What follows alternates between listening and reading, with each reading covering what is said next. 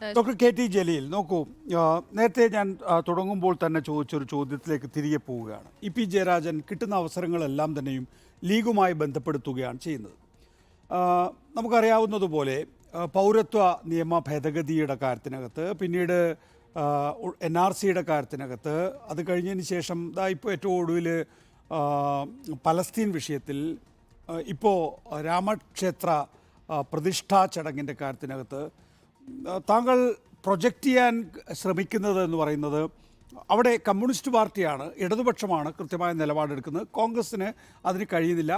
അതിനോടൊപ്പം നിൽക്കുന്ന ലീഗിന് ഭയം കൊണ്ട് അത് സാധിക്കുന്നില്ല എന്നുള്ളതാണ്. ഈ ലോക്സഭാ തെരഞ്ഞെടുപ്പിൻ്റെ സാഹചര്യം എങ്ങനെയാണ്? ഒരു നാച്ചുറൽ അലയായി കേരളത്തിലെ ന്യൂനപക്ഷം ഇടതുപക്ഷത്തെ കാണുന്നു എന്നുള്ളതാണ് സ്വാഭാവികമായിട്ടും താങ്കൾക്ക് പറയാനുണ്ടാകുന്ന പൊളിറ്റിക്സ് എന്ന് എനിക്ക് മനസ്സിലാവും. ഇപ്പം സമസ്തയുമായി ചേർന്ന് പോകാൻ വേണ്ടിയിട്ടുള്ള, അപ്പോൾ പൗരത്വ വിഷയത്തിൽ ഒരു സെമിനാർ തുടങ്ങി, പിന്നീട് പലസ്തീൻ്റെ കാര്യത്തിനകത്തും, പിന്നീട് എല്ലാ കാര്യത്തിനകത്തും സമസ്തയുമായി ഒരു സഹകരണം ഉണ്ടായി. സമസ്തയിലെ ഒരു വിഭാഗം ഇടതുപക്ഷത്തോടൊപ്പമാണ് എന്നുള്ള തോന്നൽ മുസ്ലിം ലീഗിൽ തന്നെ ഉണ്ടായി. സഖാക്കൾ എന്നാണല്ലോ സമസ്തയെ മുഷാവറ അംഗങ്ങളെപ്പോലും ചില ലീഗ് നേതാക്കൾ വിളിക്കുന്നത്. അപ്പോൾ ആ നിലയിലേക്ക് കാര്യങ്ങൾ എത്തിച്ചു. ആ നിലയിൽ സമസ്തയിലെ ഒരു വിഭാഗം എന്ന നില മതിയോ LDFന്? അതോ ലീഗിലെ PK കുഞ്ഞാലിക്കുട്ടി അടക്കമുള്ള ഒരു വിഭാഗത്തെ ഒരു മൃദു CPM നിലപാടിലേക്ക് കൊണ്ടെത്തിക്കുന്നത് മതിയോ? അതല്ല, അതിനപ്പുറത്തേക്ക് ഒരു മുന്നണി മാറ്റം തന്നെയാണോ ആത്യന്തികമായി? അതൊരു പക്ഷേ ഈ ലോക്സഭാ തെരഞ്ഞെടുപ്പിൽ സാധിച്ചില്ലെങ്കിൽ തന്നെയും അടുത്ത നിയമസഭാ തെരഞ്ഞെടുപ്പിനുള്ള അത് സാധ്യമാകും എന്ന തോന്നൽ ഡോക്ടർ കെ ടി ജലീൽ താങ്കളെ സംബന്ധിച്ചിടത്തോളം ഉണ്ട്. ഈ ചോദ്യം ഞാൻ താങ്കളോട് ചോദിക്കുന്നത് CPMൻ്റെ മലബാറിലെ ഗോ ഗെറ്റർ, ന്യൂനപക്ഷ വോട്ടുകളെ സംബന്ധിച്ചിടത്തോളം ഗോ ഗെറ്റർ താങ്കളാണ് എന്നുള്ളത് കൊണ്ട് തന്നെയാണ്.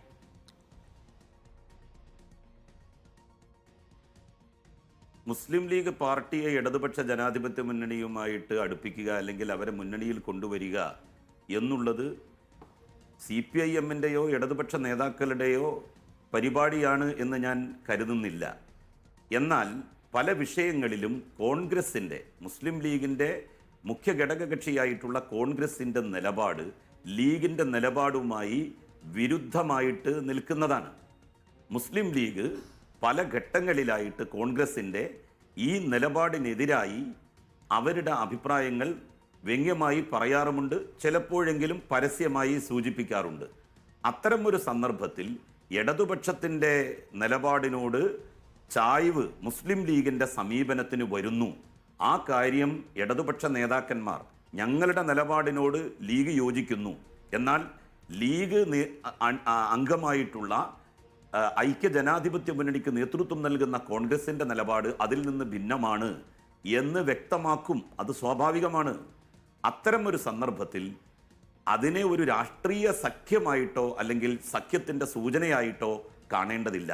കേരളത്തിലെ മുസ്ലിം ജനസാമാന്യം മുസ്ലിം ലീഗിൻ്റെ ഈ പരിമിതി മനസ്സിലാക്കുന്നുണ്ട്. അവർ ഇടതുപക്ഷ ജനാധിപത്യ മുന്നണിക്കും ഇടതുപക്ഷ പ്രസ്ഥാനങ്ങൾക്കും കമ്മ്യൂണിസ്റ്റ് പ്രസ്ഥാനങ്ങൾക്കും മാത്രമേ നെഞ്ച് വിരിച്ച് ന്യൂനപക്ഷ പ്രശ്നങ്ങൾ പറയാൻ സാധിക്കൂ എന്നുള്ള കാര്യത്തിൽ സംശയമുള്ളവരല്ല.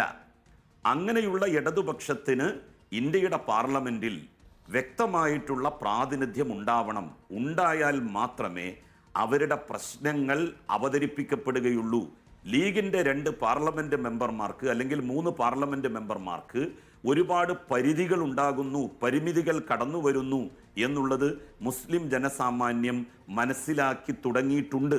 അതുകൊണ്ട് കേരളത്തിൽ നിന്ന് പരമാവധി ഇടതുപക്ഷ മെമ്പർമാരെ ജയിപ്പിക്കണം. അവർ പാർലമെൻറ്റിൽ പോയാൽ മാത്രമേ ഇന്ത്യയിലെ മതന്യൂനപക്ഷങ്ങളുടെ, അധസ്ഥിതരുടെയൊക്കെ പ്രശ്നങ്ങൾ, ശബ്ദമില്ലാത്തവരുടെ ശബ്ദം പാർലമെൻറ്റിനകത്ത് മുഴക്കാൻ സാധിക്കൂ എന്നുള്ളത് അവർക്ക് ബോധ്യമായി കഴിഞ്ഞിട്ടുണ്ട്. മുസ്ലിം ജനസാമാന്യം അങ്ങനെ ആകുമ്പോൾ തന്നെയും ലോക്സഭാ തെരഞ്ഞെടുപ്പിൽ സാധാരണഗതിയിൽ നമ്മൾ കാണാറുള്ള ഒരു പ്രവണത ന്യൂനപക്ഷങ്ങൾ കോൺഗ്രസിനോടൊപ്പം നിൽക്കുന്നു എന്നുള്ളതാണ്. അതിന് ന്യൂനപക്ഷങ്ങൾക്ക് കാരണങ്ങളും ഉണ്ട്. കോൺഗ്രസ് ഏറ്റവും വലിയ ഒറ്റക്കക്ഷിയാകണം, BJPയെ പ്രതിരോധിക്കാൻ കോൺഗ്രസിനല്ലേ ആവൂ, ഇടതുപക്ഷത്തെ 3-4 പേര് പോയിട്ട് എന്ത് കാര്യം തുടങ്ങിയ ഒരു ചിന്താഗതി എല്ലാ കാലഘട്ടത്തിലുണ്ട്. അതേസമയം കഴിഞ്ഞ 2016-ലെയും 2021-ലെയും നിയമസഭാ തെരഞ്ഞെടുപ്പിൽ ഇതേ ന്യൂനപക്ഷങ്ങൾ തന്നെ LDFിലേക്ക് കൂറുമാറിയിട്ടുണ്ട്. പഞ്ചായത്ത് തെരഞ്ഞെടുപ്പിൽ പോലും അപ്പോൾ ഒരു പാറ്റേൺ ഉണ്ട്. ആ പാറ്റേൺ 2024 ലോക്സഭാ തെരഞ്ഞെടുപ്പിലും ബാധകമാണ്. അങ്ങനെ ബാധകമാകും എന്ന് കരുതേണ്ടതില്ല. കാരണം കോൺഗ്രസിൻ്റെ ഒരാളെ ജയിപ്പിക്കുന്നതിനേക്കാളും കേന്ദ്രത്തിൽ കോൺഗ്രസ്സിന് ഷുവർട്ടി ഉണ്ടാവുക ഇടതുപക്ഷത്തിൻ്റെ ഒരാളെ ജയിപ്പിച്ചാലാണ് എന്ന് ഇന്ന് മുസ്ലിം സമുദായം അല്ലെങ്കിൽ ന്യൂനപക്ഷ പിന്നോക്ക വിഭാഗങ്ങൾ തിരിച്ചറിയുന്നു. കോൺഗ്രസ്സുകാരനായ ഒരാളെ ജയിപ്പിച്ചാൽ അയാൾ കോൺഗ്രസ്സിന് അനുകൂലമായി കൈവക്കും എന്ന് നമുക്ക് വ്യക്തമായിട്ട് പറയാൻ കഴിയുമോ?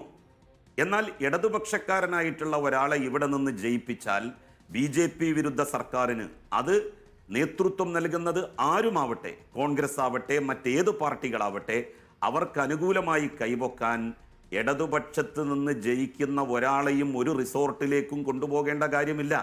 അപ്പൊ യഥാർത്ഥത്തിൽ കോൺഗ്രസ് ജയിക്കുന്നതിനേക്കാളും ഷുവർട്ടി, അതിനേക്കാളും സുരക്ഷിതം ഇന്ത്യയിലെ ജനങ്ങൾക്കും കോൺഗ്രസിനും പണം ചെലവാകുക എന്നുള്ള ഒരു കാര്യമെങ്കിലും അവർക്ക് ലാഭം കിട്ടും.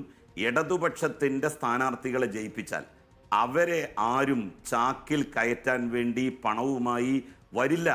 അവരെ തേടി അവരുടെ വീട്ടിൽ ആരും എത്തില്ല പ്രലോഭനങ്ങളുമായി.